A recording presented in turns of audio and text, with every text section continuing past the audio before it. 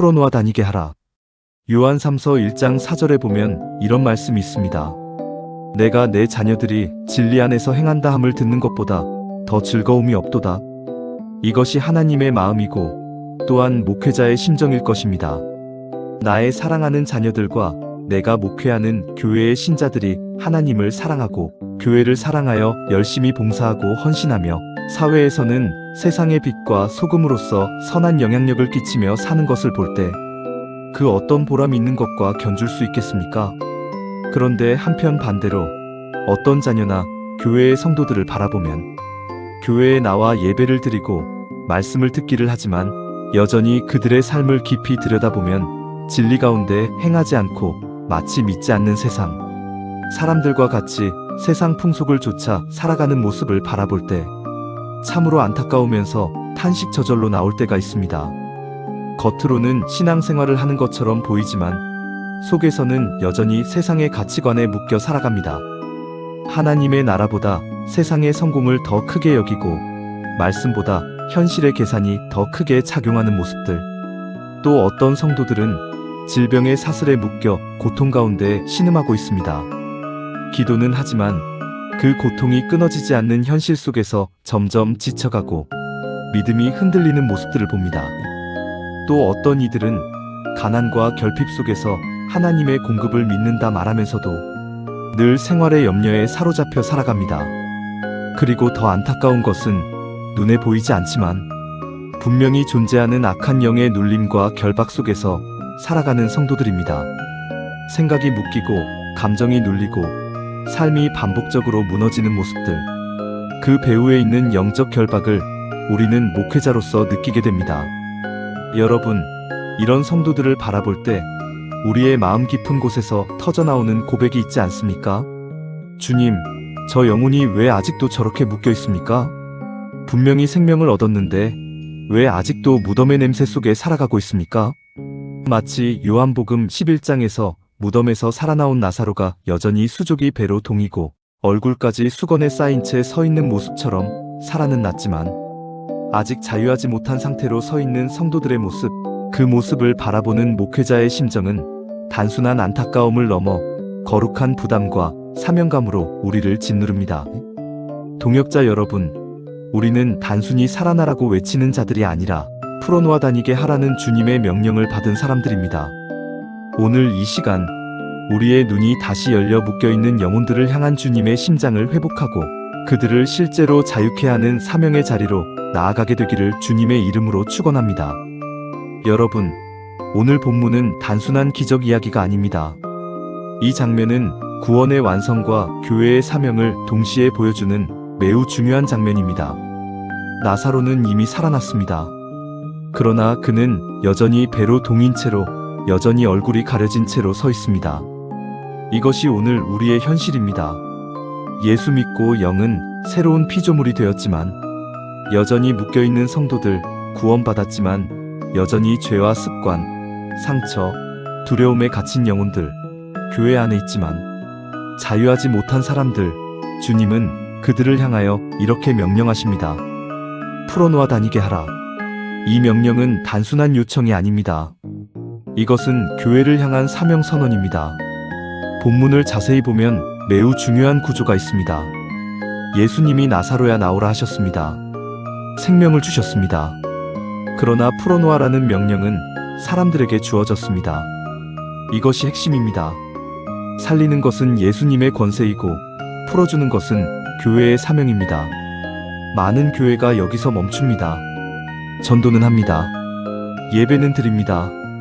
그러나 풀어주지는 않습니다. 그래서 어떤 일이 일어납니까? 살아난 나사로들이 다시 무덤 같은 삶을 삽니다. 여러분, 앞서 우리가 바라본 현실은 결코 가볍지 않습니다. 세속적 사고에 묶인 성도들, 질병 가운데 신음하는 영혼들, 가난과 염려에 눌린 사, 그리고 보이지 않는 악한 영의 결박. 솔직히 말하면 이 모든 문제들을 마주할 때 우리 안에서도 이런 고백이 나오지 않습니까? 이건 사람으로는 안 됩니다. 이건 내 힘으로는 감당이 안 됩니다. 맞습니다. 정직한 고백입니다. 실제로 사람으로는 할 수 없습니다. 그러나 바로 그 지점에서 주님은 우리에게 분명하게 말씀하십니다. 마태복음 19장 26절 말씀입니다. 사람으로는 할 수 없으되 하나님으로서는 다 할 수 있느니라. 이 말씀은 단순한 위로가 아닙니다. 이 말씀은 목회의 방향을 결정짓는 선언입니다. 우리가 성도들을 변화시키려고 애쓸수록 우리는 한계를 느낍니다. 상담으로, 설득으로, 교육으로 사람을 바꿀 수 있을 것 같지만 결국 부딪히는 벽이 있습니다. 그러나 기억하십시오. 묶인 자를 푸는 것은 우리의 능력이 아니라 하나님의 능력입니다. 죽은 나사로를 살리신 분도 예수님이시고 그를 풀어 자유케 하라고 명령하신 분도 예수님이십니다. 우리는 생명을 주는 자가 아닙니다. 그러나 우리는 풀어주는 사명을 맡은 자들입니다. 그렇기 때문에 이 말씀은 우리에게 이렇게 선포됩니다. 네가 할 수 없다고 느끼는 바로 그 자리에서 하나님은 이미 일을 시작하신다. 질병입니까? 하나님은 치유하실 수 있습니다. 가난과 결핍입니까? 하나님은 공급하실 수 있습니다. 악한 영의 결박입니까? 하나님은 완전히 끊어내실 수 있습니다. 세속적 사고에 묶인 마음입니까? 하나님은 생각까지 새롭게 하실 수 있습니다. 사랑하는 동역자 여러분, 우리가 해야 할 일은 내가 어떻게든 해결하겠다가 아니라 하나님은 하실 수 있다는 믿음으로 서는 것입니다. 그리고 그 믿음 위에서 담대히 선포하는 것입니다. 풀어놓아 다니게 하라.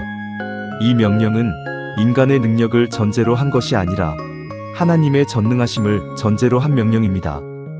그러므로 오늘 이 시간 우리의 시선을 문제에서 하나님으로 옮기고 불가능에서 전능하심으로 옮겨 묶인 영혼들을 향해 믿음으로 선포하는 목회자들이 되기를 주님의 이름으로 축원합니다.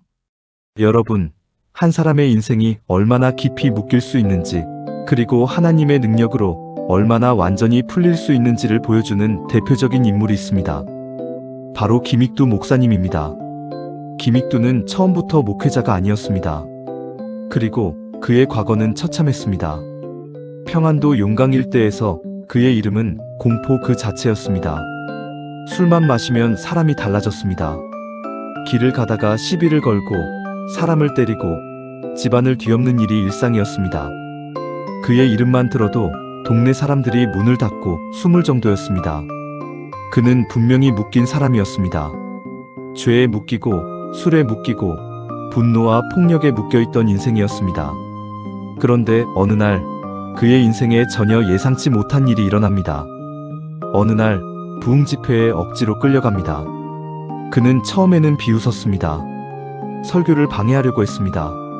그런데 말씀이 계속해서 그의 양심을 두드렸습니다. 결국 그는 그 자리에서 무너졌습니다. 성령의 강한 임재가 그를 덮칩니다. 그 자리에 주저앉습니다.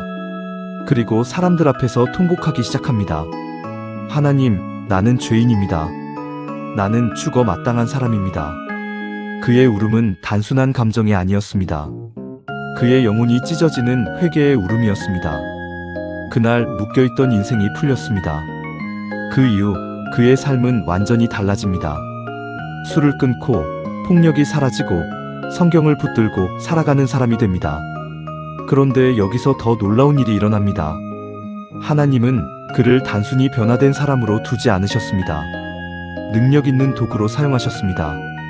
그가 목사가 되어 부흥회를 인도하기 시작했을 때 그 자리마다 놀라운 일이 일어났습니다. 어떤 집회에서는 걷지 못하던 사람이 일어나 걸었습니다. 어떤 집회에서는 귀신 들려 소리 지르던 사람이 평안 가운데 눈물을 흘리며 자유를 얻었습니다. 어떤 곳에서는 수십 명이 동시에 통곡하며 회개하는 역사가 일어났습니다. 사람들이 몰려들었습니다. 왜입니까? 그 사람의 말이 아니라 그 사람 안에 있는 풀어내는 능력 때문이었습니다. 사람들은 수군거렸습니다. 저 사람이 정말 그 김익두인가?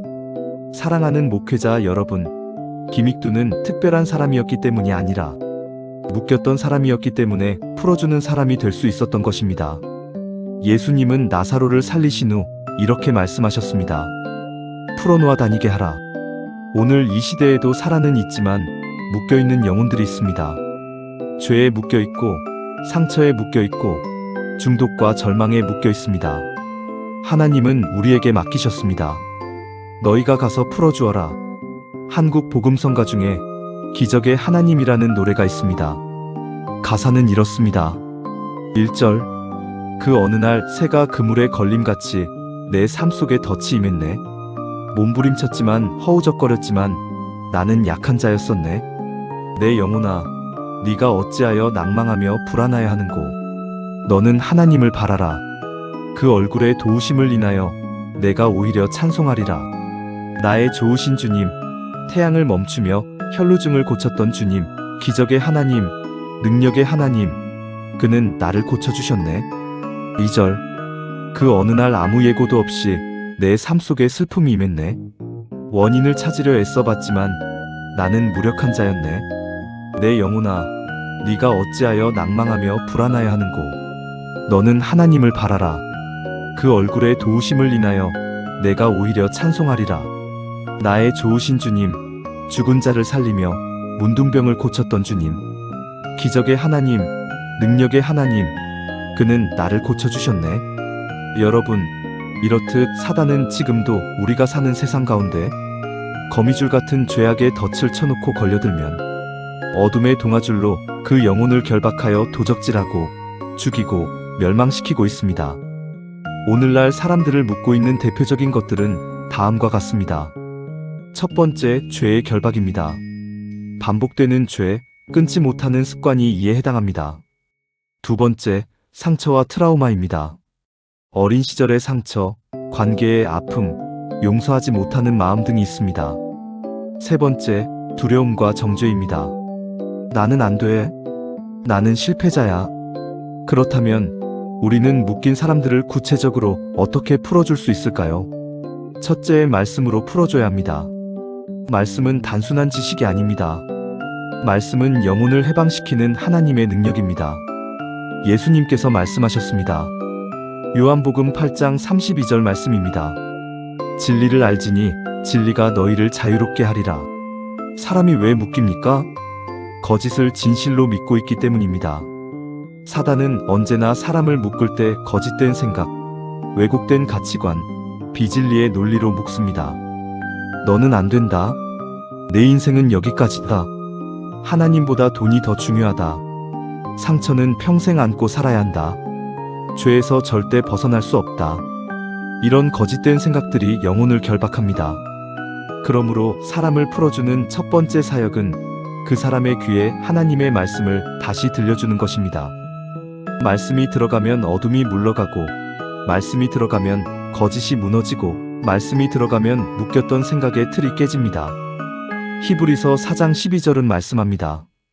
하나님의 말씀은 살아있고 활력이 있어 좌우의 날선 어떤 검보다도 예리하여 영과 및 관절과 골수를 찔러 쪼개기까지 하며, 말씀은 영혼 깊은 곳까지 들어가 죄와 상처와 불신앙과 왜곡된 사고를 드러내고 잘라냅니다. 그러므로 목회자는 단지 위로의 말을 하는 사람이 아니라 말씀의 칼로 결박을 끊어주는 사람입니다. 어떤 성도는 세속적 사고에 묶여 있습니다. 그에게 필요한 것은 인간적 충고가 아니라 하나님의 나라와 의를 먼저 구하라는 말씀입니다. 어떤 성도는 정죄감에 눌려 있습니다. 그에게 필요한 것은 그러므로 이제 그리스도 예수 안에 있는 자에게는 결코 정죄함이 없나니라는 복음의 말씀입니다. 어떤 성도는 두려움에 묶여 있습니다. 그에게는 두려워하지 말라. 내가 너와 함께 함이니라는 하나님의 음성이 필요합니다. 여러분, 우리가 말씀을 바로 전할 때 성도들의 영혼에 묶여있던 결박의 줄이 풀리기 시작합니다. 설교는 단지 내용을 전달하는 일이 아닙니다. 설교는 사람을 푸는 해방의 사역입니다. 둘째, 기도로 풀어주어야 합니다. 기도는 하늘의 능력을 이 땅에 끌어오는 통로입니다.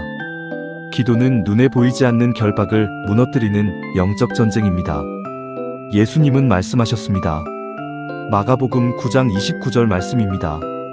기도 외에 다른 것으로는 이런 유가 나갈 수 없느니라. 어떤 결박은 말로만 풀리지 않습니다. 어떤 문제는 상담만으로 해결되지 않습니다. 왜냐하면 그 배후에 영적인 싸움이 있기 때문입니다. 겉으로는 우울, 분노, 중독, 음란, 절망, 반복되는 실패처럼 보이지만 그 깊은 곳에는 악한 영의 눌림과 영적 묶임이 있을 수 있습니다.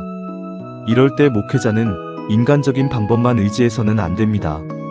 기도의 자리로 들어가야 합니다. 무릎을 꿇고 하나님의 권세를 붙들어야 합니다. 성령의 능력을 의지하여 끊어야 합니다. 왜냐하면 영적 결박은 영적 권세로만 끊어지기 때문입니다. 기도는 단순히 무엇을 요청하는 행위가 아닙니다. 기도는 하나님의 통치가 임하게 하는 일입니다. 기도할 때 묶인 생각이 풀어지고, 기도할 때 눌린 마음이 회복되고, 기도할 때 귀신의 장난이 떠나가고, 기도할 때 죽은 영혼에 다시 생기가 들어갑니다. 목회자는 강단에서만 사역하는 사람이 아닙니다. 기도의 골방에서 먼저 싸우는 사람입니다. 성도들 앞에서 보이는 사역은 결과이고, 하나님 앞에서 눈물로 씨름하는 기도가 본질입니다. 성도 한 사람을 놓고 이름을 불러가며 기도해 보십시오. 가정 하나를 놓고 금식하며 기도해 보십시오. 교회 안에 반복되는 묶임의 문제를 놓고 영적 권세로 선포해 보십시오. 그때 하나님께서 사람이 할 수 없는 일을 행하십니다. 그러므로 사람을 풀어주는 목회자는 말 잘하는 사람이 아니라 기도로 하늘문을 여는 사람입니다. 셋째, 사랑으로 풀어주어야 합니다. 사람은 사랑 안에서 풀립니다. 사람은 정죄 속에서는 더 움츠러들고, 비난 속에서는 더 다치고, 차가운 판단 속에서는 더 깊이 숨어버립니다. 그러나 사랑은 사람을 열게 하고, 울게 하고, 돌아오게 하고, 회복되게 합니다. 바울은 말합니다. 갈라디아서 5장 6절 말씀입니다. 그리스도 예수 안에서 할례나 무할례가 효력이 없되 사랑으로서 역사하는 믿음뿐이니라. 참된 믿음은 사랑으로 역사합니다. 사랑 없는 진리는 칼이 될 수 있고, 사랑 없는 교정은 상처가 될 수 있습니다. 그러나 진리가 사랑과 함께 전해질 때 그 진리는 사람을 살립니다. 예수님께서 죄인들을 대하신 방식을 보십시오. 주님은 죄를 가볍게 여기지 않으셨지만 죄인들을 함부로 버리지도 않으셨습니다. 주님은 가늠하다 잡힌 여인을 정죄의 자리에서 일으켜 세우셨고, 삭개오를 멀리하지 않으셨고, 베드로의 실패를 끝으로 선언하지 않으셨습니다. 왜 그렇습니까? 예수님의 사랑은 사람을 묶어두지 않고 다시 일어나게 하는 사랑이었기 때문입니다. 많은 성도들이 실제로는 죄보다도 상처, 수치심, 거절감, 외로움, 실패감에 묶여 있습니다. 그들은 누군가 자신을 진심으로 이해해주고, 기다려주고, 품어줄 때 비로소 마음의 문을 엽니다. 그리고 그때 회복이 시작됩니다. 목회자가 성도를 사랑으로 품는다는 것은 무조건 방임한다는 뜻이 아닙니다. 사랑은 죄를 묵인하는 것이 아니라 죄에서 건져내기 위해 끝까지 포기하지 않는 것입니다. 사랑은 문제를 덮는 것이 아니라 상대가 무너지지 않도록 붙들어주며 진리 앞으로 인도하는 것입니다.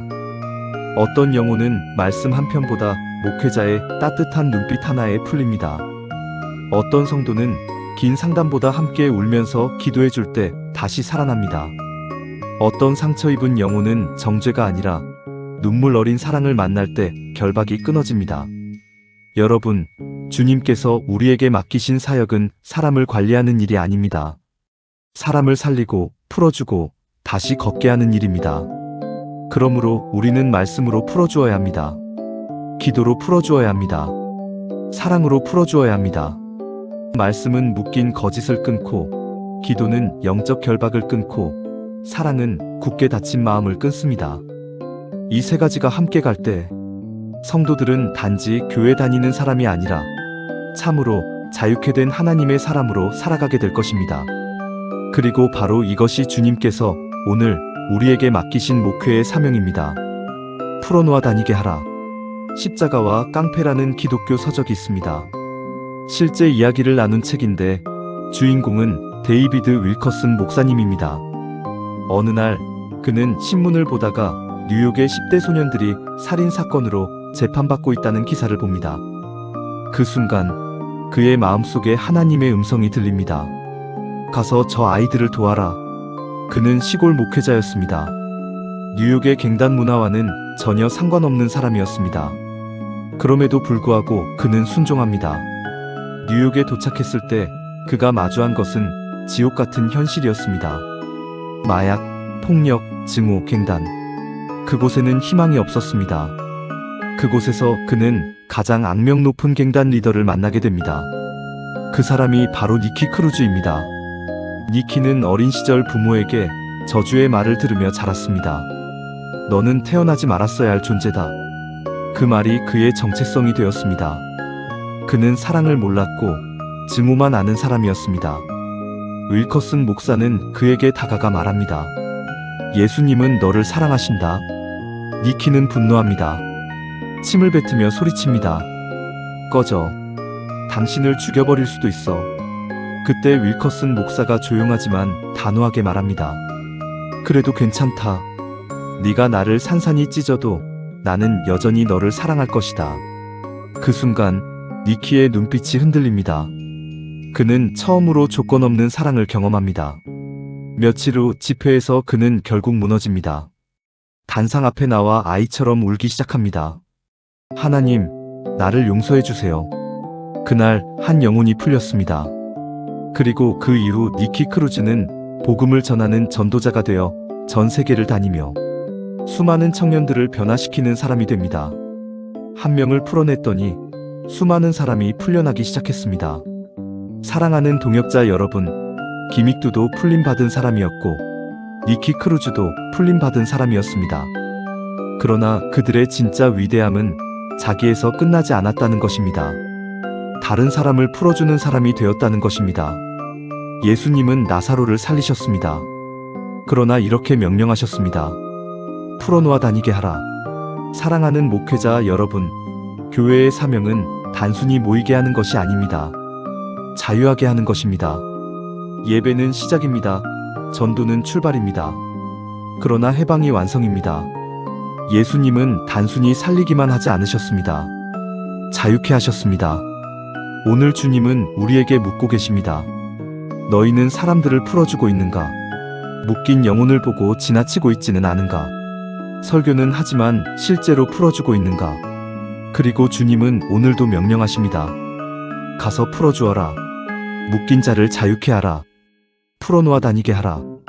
기도하겠습니다. 전능하신 하나님 아버지, 오늘 우리는 풀어놓아 다니게 하라는 주님의 말씀 앞에 섭니다. 주님, 우리를 부르셔서 묶인 자를 풀어주는 사명자로 세우심을 감사합니다. 풀어놓아 다니게 하라는 주님의 명령을 삶으로 이루는 목회자 되게 하옵소서. 주님, 우리 안에 먼저 자유를 주시고 우리 손을 통해 다른 영혼들이 풀려나게 하옵소서. 한 영혼을 포기하지 않는 사랑을 주시고 십자가의 마음으로 섬기게 하옵소서. 우리의 말과 기도와 사랑을 통해 영혼들이 자유케 되게 하옵소서. 사단의 결박은 끊어지고 하나님의 나라가 임하게 하옵소서. 우리의 사역을 통해 묶인 자가 자유케 되고 포로된 자가 노임을 받는 역사가 일어나게 하옵소서. 예수 그리스도의 이름으로 기도합니다. 아멘.